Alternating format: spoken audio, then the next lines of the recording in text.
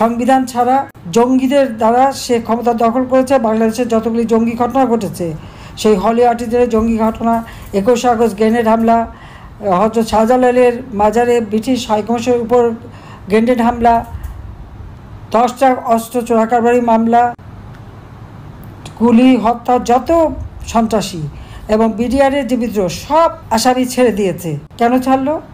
আর কিছু না, প্রত্যেক ঘটনার পিছনে ইউনূসের হাত ছিল।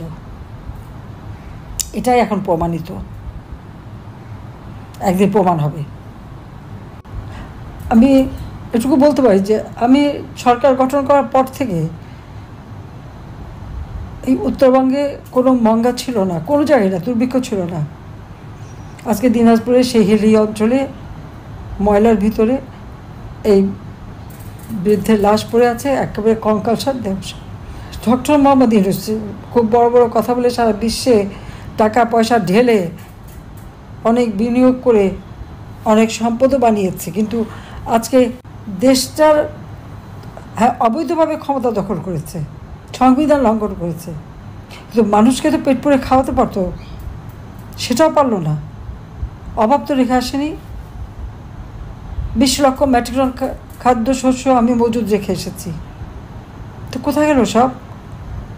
বয়স্ক ভাতা, বিধবা ভাতা, প্রতিবন্ধী ভাতা দিয়েছি।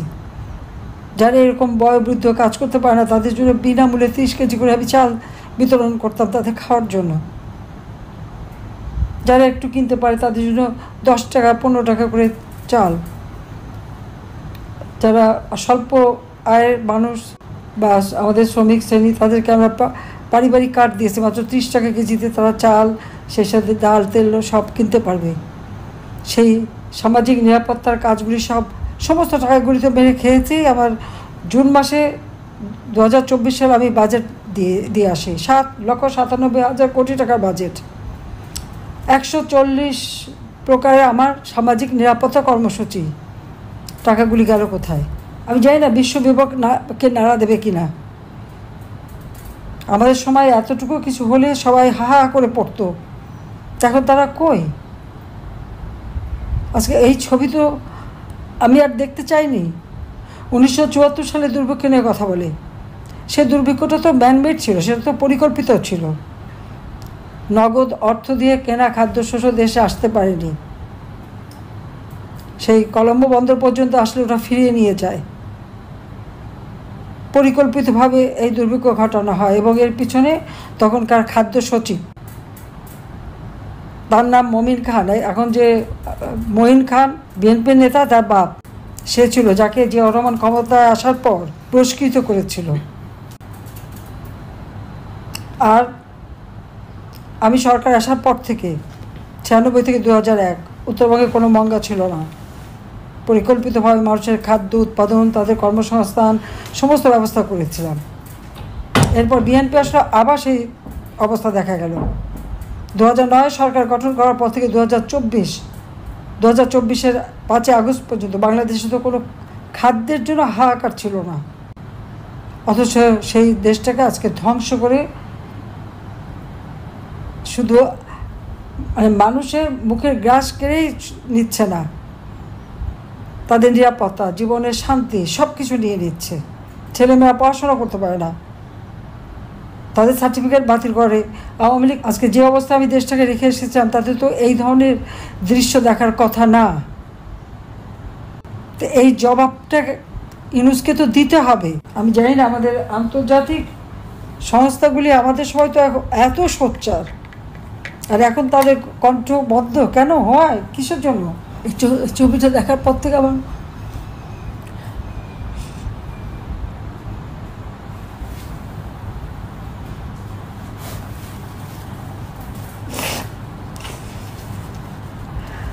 একদিকে আমাদের নেতাকর্মীদের উপরে চরম অত্যাচার, নির্যাতন, একটা বছর ধরে তারা এখানে সেখানে ঘুরে বেড়াচ্ছে, কারাগারের মধ্যে অকথ্য নির্যাতন চালাচ্ছে, অসুখ করে চিকিৎসা করতে দেয় না, একটার পর একটা মানুষকে হত্যা করছেন।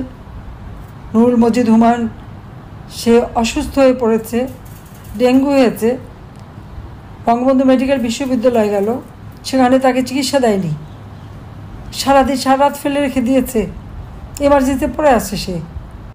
তারপর তাকে জেলে পাঠিয়ে দিল। জেলে যাওয়ার পর তার ডায়রিয়া এবং ডেঙ্গু। মুমূর্ষু অবস্থা, তাকে মেডিকেল কলেজে নিয়ে আসলো, একটা বেডে যেখানে কোনো একটা বিছনার চাদর পর্যন্ত নাই, হাতে হাত করা বাঁধা। একটা মুমূর্ষু রোগী, তার হাতে হাত করা বাঁধা। সে যখন মারা গেল তখনও হাত করা। অপরাধটি তার কী অপরাধ করেছিল? মুক্তিযুদ্ধ করেছিল, এটাই তো অপরাধ। সে যে একটা মন্ত্রী, জনগণের নির্বাচিত জনপ্রতিনিধি। ইউনূসের মতো মেটিকুলাস ডিজাইনের মাধ্যমে জঙ্গিদের সাথে নিয়ে, হত্যাকারী সন্ত্রাসীদের সাথে নিয়ে তো ক্ষমতা দখল করেনি। সে তো জনগণের ভোটে নির্বাচিত হয়ে সরকারের মন্ত্রী ছিল। কাজে আমি আমাদের নেতাকর্মীদের বলবো, আজকে আসলে ওই ছবিটা দেখার পর থেকে আমার খুবই কষ্ট হচ্ছে। সেই রাজবাড়ি গোয়ালন্দের নুরা পাগলার লাশ কবর থেকে তুলে লাশের উপরে অত্যাচার, এটা কোনোদিন কেউ দেখেছে বাংলাদেশে? পৃথিবীতে কেউ দেখে এটা? যে লাশ তুলে নিয়ে সেখানে তাকে সেই লাশের উপরে লাঠি দিয়ে পিটালো, তারপরে আগুন দিয়ে পোড়ালো। আওয়ামী লীগের বহু নেতাকর্মীকে এভাবে পুড়িয়ে পুড়িয়ে হত্যা করেছে, যাদের নাম ঠিকানা পাওয়া যাচ্ছে না। পুলিশ মেরেছে, আনসার মেরেছে, এবং তাদের এই হত্যাকাণ্ডগুলি কিসের থেকে? আজকে পুলিশ মেরেছে বলে আমাদের বিরুদ্ধে মামলা দেয়, আমাদেরকে শাস্তি দিচ্ছে। মারলো তো সেই 7.62 বুলেট। এই বুলেটকে চালালো কেন? তদন্ত হলো না। আমি যে তদন্ত কমিশন গঠন করে দিয়েছিলাম 18ই জুলাই, সেই তদন্ত কমিশনকে কাজ করতে দেয় না ইউনূস। ক্ষমতা এসে সেটা বাতিল। সে দুর্নীতি করছে সবার। আমি ইউনূসকে বলে নিজের চেহারাটা আয়নায় দেখেন। আর তার ওই যে সমন্বয়করা যারা আছে, এনসিপি পার্টি, তার উপদেষ্টা, তারাও যেন নিজেদের চেহারা আয়নায় দেখে। দুর্নীতিবাজ খুঁজতে হবে না, ওই আয়নাই বলে দেবে কে দুর্নীতিবাজ। দুর্নীতি দমন কমিশন করতে ইউনূসের বিরুদ্ধে মামলা, মানি লন্ডারিংয়ের মামলা, অর্থ আত্মসাতের মামলা, ট্যাক্স ফাঁকির মামলা, নিজের কোম্পানির লেবারদের টাকা আত্মসাৎ করেছে সেই মামলা, সাজাপ্রাপ্ত আসামি। ক্ষমতা আসতে না আসতেই সব সাজা বাদ আর সব মামলা প্রত্যাহার। অত সাহস থাকলে তদন্ত করে দেখতে বলতে পারতো যে সঠিকটা কী। সেখানে আমাদের সাংবাদিক কর্মী, নারী কর্মী, তাকে জেলখানার মধ্যে যে বারবার তাকে হয়রানি করা হচ্ছে। ইউনূসের সব মানে দুর্নীতির তদন্ত করতে গিয়েছিল, তাই তার কাছে কী তথ্য আছে? তো আমি ইউনূসকে বলতে চাই, বা যারা যাচ্ছে সেই ডিবি টিভি সবাইকে বলি, ওদের কাছে কোনো তথ্য নাই, তথ্য সব আমার কাছে আছে। কারণ ইউনূস যেদিন থেকে পদ্মা সেতুর টাকা বন্ধ করলো এবং যেদিন থেকে ওই এমডি পদ ছাড়বে না, 10 বছর বেআইনিভাবে চালালো, তখনই আমার সন্দেহ হলো যে এই লোকটাকে আমরা এত ভালো মানুষ কীভাবে ভাবলাম। এ তো চরম জঘন্য মানুষ। তখন থেকে তার বিরুদ্ধে সমস্ত দুর্নীতির তথ্য আমি সংগ্রহ করেছি। আমার কাছে সমস্ত ফাইল সব কিছু ছিল। ঘটনাচক্রে আমার নিজের কাছে বেশ কিছু তথ্য থেকে যায়, ক্লাউডে ছিল, যেখান থেকে আমি আমার বক্তব্য বলে যাচ্ছি। তার ব্যাংকের টাকা, সে যে ট্যাক্স ফাঁকি দিয়েছে, তার 38টা কোম্পানির ট্যাক্স সে দেয়নি, সেখানে তার মামলা হয়েছিল। একে একে সব মামলা সে প্রত্যাহার করে নিয়েছে। নিজে একটা বড় দুর্নীতিবাজ, তার উপর খুনি, সে আবার আমাদের বিরুদ্ধে মামলা করে আর মিথ্যা কথা বলে বেড়ায়। সব জায়গায় সে তার মিথ্যা কথা। খাগড়াছড়িতে একটা 14 বছরের মেয়েকে রেপ করেছে, ওরা বিচার চেয়েছে যে রেপ করে তাকে গ্রেপ্তার করলেই হতো না, সেখানে যে তাদের উপরে, পাহাড়িদের উপরে অত্যাচার, নির্যাতন। সেই নির্যাতন করে এটা কী করেছে? এটা নাকি আওয়ামী লীগ করিয়েছে, আমরা করিয়েছি এবং ভারত করিয়েছে। বাস, উদরপিণ্ডি বুধর ঘাড়ে। নিজের অপকর্মের দোষটা অন্যের ঘাড়ে চাপানোতে ওস্তাদ হচ্ছে এই ডক্টর মোহাম্মদ ইউনূস। কাজে এই সুদখোর ইউনূসের হাত থেকে দেশকে রক্ষা করতে হবে, দেশের মানুষকে বাঁচাতে হবে। সেই জন্যই বলবো, যে যেখানে আছে, যার যা কিছু আছে, তাই নিয়ে যে যেভাবে পারবেন এর প্রতিরোধ করতে হবে। আর ইউনূসের ক্ষমতা, অবৈধ ক্ষমতা, নির্বাচিত প্রতিনিধিদের বিচার করার তার কোনো অধিকার নাই। এটা অনধিকার চর্চা, এটা সংবিধান বিরোধী।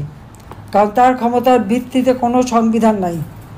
সংবিধান ছাড়া জঙ্গিদের দ্বারা সে ক্ষমতা দখল করেছে। বাংলাদেশের যতগুলি জঙ্গি ঘটনা ঘটেছে, সেই হলি আর্টিস্টদের জঙ্গি ঘটনা, 21শে আগস্ট গ্রেনেড হামলা, হয়তো শাহজালালের মাজারে ব্রিটিশ হাইকমিশনের উপর গ্রেনেড হামলা, 10টা অস্ত্র চোরাকারবারি মামলা, গুলি, হত্যা, যত সন্ত্রাসী এবং বিডিআরের যে বিদ্রোহ সব আসামি ছেড়ে দিয়েছে।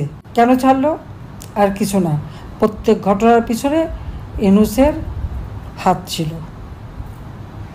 এটাই এখন প্রমাণিত, একদিন প্রমাণ হবে। কাজে সবাই ঐক্যবদ্ধ হন, যা কিছু হচ্ছে নামতে হবে। বাংলাদেশের মানুষের ভাগ্য নিয়ে আর খেলতে দেওয়া যায় না। আমি সেই আহ্বানই জানাচ্ছি, সবাই মাঠে নামতে হবে এবং একে হটাতে হবে। বাংলাদেশের জনগণের উপর আমার বিশ্বাস আছে, আস্থা আছে, আর আমি জনগণের পাশেই আছি।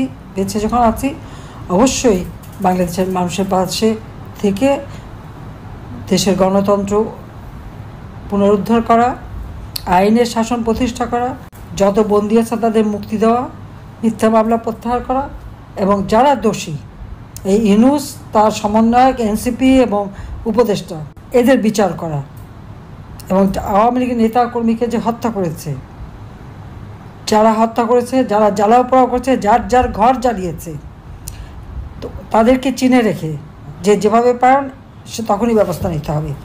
আমি আহ্বান জানাই সবাইকে শক্ত হয়ে দাঁড়াতে হবে। হারাবার তো আর কিছু নেই, সব গেছে, আমরা তো সব হারিয়েছি। তার বিচার বাংলা মাটিতে হবে। সবাই ভালো থাকেন, সুস্থ থাকেন। খোদা হাফেজ। জয় বাংলা, জয় বঙ্গবন্ধু, বাংলাদেশ চিরজীবী হোক। না, তবে আক্রমণ চালিয়ে গেলেন ভার্চুয়ালি। প্রশ্ন উঠছে, এই কি জননেত্রীর দায়িত্বশীলতা? শেখ হাসিনার ভাষণে ছিল একগুচ্ছ হুমকি, পুরনো অভিযোগ আর বিরোধীদের দোষারোপ। কিন্তু প্রশ্ন হচ্ছে, নির্বাচন নিয়ে কোনো জবাব নেই। ডক্টর ইউনূস, সেনাবাহিনী, গণমাধ্যম সবাইকে এক হাত নিলেন, অথচ নিজের দলের ভেতরের দুর্নীতি নিয়ে একটাও কথা বললেন না। তিনি দাবি করলেন দেশ উন্নয়নের পথে, কিন্তু সেই উন্নয়ন কি শুধুই ভার্চুয়াল? যেখানে জনগণ নেই, গণতন্ত্র নেই, ভোট নেই, সেখানে কিসের উন্নয়ন? 1 বছর ধরে দেশের বাইরে থেকে ভার্চুয়াল বক্তৃতা দিলেও তিনি দেশে ফিরছেন না কেন? জনগণের সামনে দাঁড়াতে ভয় পাচ্ছেন কেন? আইন আদালতের মুখোমুখি না হয়ে কেবল হুমকি ধামকি দিলেই কি নেতৃত্ব প্রমাণিত হয়? এটাই কি সেই নেতৃত্ব যার উপর বাংলাদেশ ভরসা রাখবে? বাংলাদেশের ভবিষ্যৎ কি ভার্চুয়াল বক্তৃতায় বন্দী থাকবে, নাকি জনগণ এবার নিজেদের সিদ্ধান্ত নেবে মাঠে নেমে? আপনার মতে শেখ হাসিনার ভার্চুয়াল বক্তব্য কি বাস্তব রাজনৈতিক দায় এড়ানোর চেষ্টা, নাকি কৌশলগত পাল্টা আক্রমণ? তো আজকে এই পর্যন্তই, কিন্তু প্রশ্নগুলো এখানেই শেষ নয়। এই দেশ, এই রাজনীতি, এটা আমাদের সবার। আপনি, আমি, আমরা সবাই মিলে গড়ে তুলব সচেতনতার একটা মঞ্চ। আপনার ভাবনা, আপনার চিন্তা এবং আপনার মতামত আমাদের দরকার। তাই কমেন্টে লিখে জানান এই মুহূর্তে আপনি কি ভাবছেন এবং আপনি কোন দিকে তাকাচ্ছেন। রিপাবলিক অ্যান্ড পলিটিক্স কেবল খবর বা বক্তব্যের জায়গা নয়, এটা একটা ভিন্ন মতের প্ল্যাটফর্ম। এখানে প্রশ্ন করার সাহস আছে, সত্যের পেছনে ছুটে চলার স্পর্ধা আছে। চ্যানেলটি ভালো লাগলে অবশ্যই সাবস্ক্রাইব করে পাশে থাকুন, কারণ একটা ক্লিকেই হতে পারে হাজারো অন্ধকার ভেদ করে আলো খোঁজা শুরু।